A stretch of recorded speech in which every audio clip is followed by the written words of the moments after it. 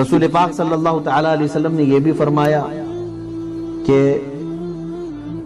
حضرت ابو موسیٰ اشعری رضی اللہ تعالیٰ عنہ اور دیگر صحابہ سے یہ حدیث ہے ترمذی ابو داؤد کی، فتنا كقطع اللیل المظلم یصبح الرجل فیہا مؤمنا ویمسی کافرا، قریب قیامت کے ایک زمانہ ایسا آئے گا کہ ہم ایسے فتنوں میں مبتلا ہوں گے رات کے آخری پہر کی طرح سے، ایسے ہم فتنوں میں مبتلا ہوں گے، فرمایا کہ صبح کے وقت آدمی مسلمان رہے گا اور شام میں کافر ہو جائے گا، شام میں مسلمان رہے گا صبح تک کافر ہو جائے گا۔ یہ حدیث پاک ہے، صحیح حدیث پاک ہے۔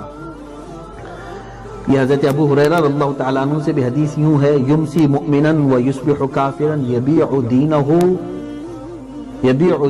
بغرض من الدنیا، رات کو ایک آدمی مسلمان سوئے گا، صبح کافر اٹھے گا، اپنے دین کو دنیا کے بدلے بیچ ڈالے گا، اپنے دین کو دنیا کے بدلے بیچ ڈالے گا۔ یہ بھی تمام چیزیں آئیں گی، تو جس کا دین کمزور ہوگا، ہلکا ہوگا، وہ یہ سب چیزیں آج کر جائے گا، سب چیزیں کرنے پر وہ ہر چیز کو تسلیم کرے گا۔ کچھ اور حدیثیں ہیں، مرتبہ میں آپ کو سنا دوں۔ اللہ کے حبیب صلی اللہ تعالیٰ علیہ وسلم نے یہ بھی ارشاد فرمایا، اذا کانت امراؤکم خیارکم واغنیاؤکم سمحاؤکم وامورکم شورا بینکم فظہر الارض خیر لکم من بطنہا، جب تمہارے امیر جو تم پر حکومت کرتے ہیں وہ اچھوں میں سے ہوں، اور جب تمہارے مالدار سخی ہوں، اور تمہارے آپس کے معاملات مشورے سے طے پائیں، مشورہ جاہلوں کے نہیں، علم والوں کے مشورے سے طے پائیں، تو سمجھ لو کہ یہ زمین کا اوپر والا حصہ تمہارے لیے بہتر ہے نیچے والے حصے سے۔ بات سمجھ میں آ رہی ہے؟ تمہارا جینا اس وقت خیر ہوگا۔ لیکن حدیث کا دوسرا ٹکڑا یہ ہے، وَإِذَا كَانَتْ أُمْرَاؤُكُمْ شِرَارُكُمْ وَأَغْنِيَاؤُكُمْ بُخْلَاؤُكُمْ وَأُمُورُكُمْ إِلَى نِسَائِكُمْ فَطَنُ الْأَرْضِ خَيْرٌ لَكُمْ مِنْ زَهْرِهَا، تو بطن الارض خیر لکم فبطن الارض خیر لکم من زہرها، تو پھر تم سمجھ لو جب تمہارے امیر برے لوگوں میں سے ہوں، تمہارے مالدار بخیل ہو جائیں، تمہارے آپس کے معاملات عورتوں سے سلجھائے جائیں، ان کے ہاتھوں میں چلے جائیں، یا پھر یوں سمجھ لیں غلبہ نفس ہو، غلبہ شہوت ہو، اس اعتبار سے دینی معاملات اور طے ہو رہے ہوں، تو تمہارے لیے زمین کا نیچے والا حصہ اوپر والے حصے سے بہتر ہے، یعنی قبر تمہارے لیے زیادہ بہتر ہے۔ یہ ایک حدیث پاک ہے۔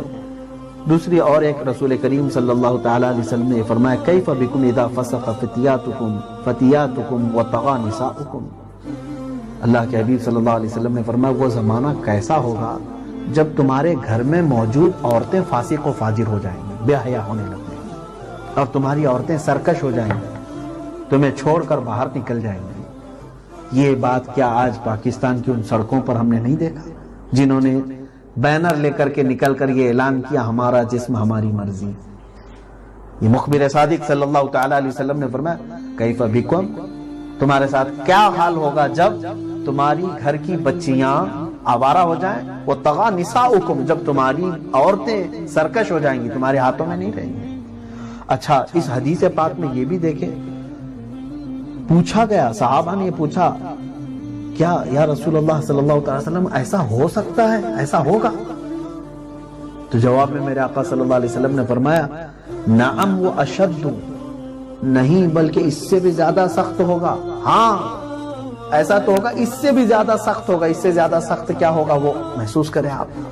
پھر اللہ کے حبیب صلی اللہ علیہ وسلم نے فرمایا، کیف انتم اذا لم تأمروا بالمعروف ولم تنہوا عن المنکر، کیا حالات ہوں گے تمہارے اس وقت جب تم کسی کو اچھائی کا حکم نہیں دو گے اور کسی کو برائی سے نہیں روکو گے، تو تمہارے لیے کیسی کیسی ہلاکتیں آئیں گی۔ تو صحابہ نے پوچھا، یا رسول اللہ صلی اللہ علیہ وسلم کیا ایسا بھی ہوگا؟ رسول کریم صلی اللہ تعالیٰ علیہ وسلم نے فرمایا، ہاں اس سے بھی زیادہ سخت ہوگا۔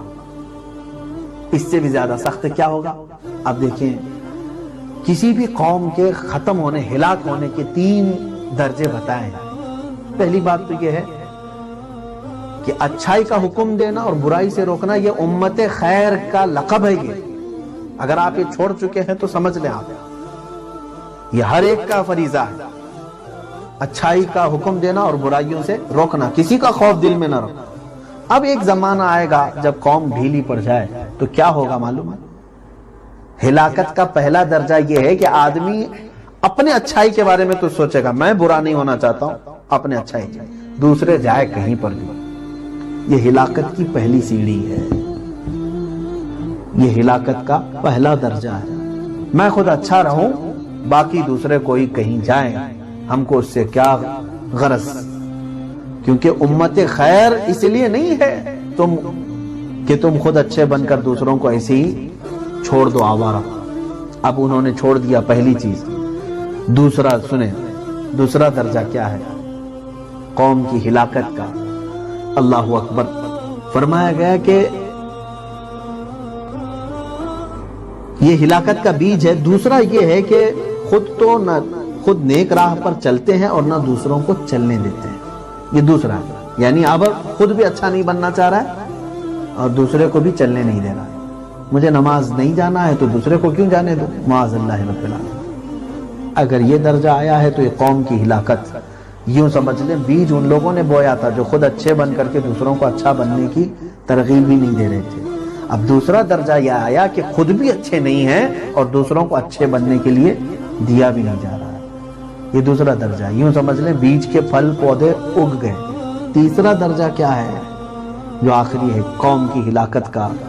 فرمایا گیا کہ اس کے بعد تیسرا دور ایسا ہے کہ نیکی کو برا سمجھا جائے، حق کو باطل سمجھا جائے اور برائیوں کو حق سمجھا جائے، یعنی ختم ہی ہو گیا درجہ۔ یہ سمجھ لیں یہ عذاب الہی کا آخری درجہ ہے اس کا۔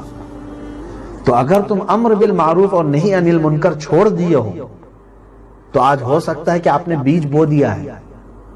ہر کوئی یہ سوچ رہا ہے کہ میں کیا ذمہ دار ہوں سب کا؟ نہیں میرے عزیزوں، بولنا تمہارا کام ہے۔ انبیاء اکرام علیہ السلام 950 سال تک انہوں نے جب قوم کو ہدایت کی طرف بلایا ہے، یہ نہیں دیکھا کہ کتنے لوگ آ رہے ہیں، کتنے لوگ سدھر رہے ہیں، کتنے لوگ صبر رہے ہیں۔ انہوں نے آخر میں یہی کہا وَمَا عَلَيْنَا إِلَّا الْبَلَاغُ، اور اجر کے بارے میں یہی کہتے تھے اِنْ أَجْرِيَ إِلَّا عَلَى رَبِّ الْعَالَمِينَ، ہمارا اجر، ہمارا معاوضہ رب العالمین کے پاس ہے۔ اور رہی بات تبلیغ کی تو ہم پر صرف پہنچانا فرض ہے، عمل کرنا ان کا کام ہے۔ تو پہنچانے کا کام کیوں بند کر دیا آج سب نے؟ دوسرے کو خیر کی دعوت دینا کیوں چھوڑ دیا؟ آج مخصوص چند لوگ ہیں، علماء کے لیے خاص کر دیا گیا ہے، مبلغین کے لیے خاص کر لیا گیا ہے۔ میرے عزیزوں، واز کہنا، تقریر کرنا اگرچہ یہ عالم کی شان ہے، لیکن تم اپنے باتوں میں بھی تو بہت ساری چیزوں کی اصلاح کر سکتے ہو۔ یہ کام کیوں چھوڑ دیا گیا؟ اجتماعی طور پر آج اس سے ہم غافل ہیں، گویا کہ ہلاکت کے 3 درجوں میں سے پہلے درجے پر آج قوم آ چکی اور بیج بو لیا۔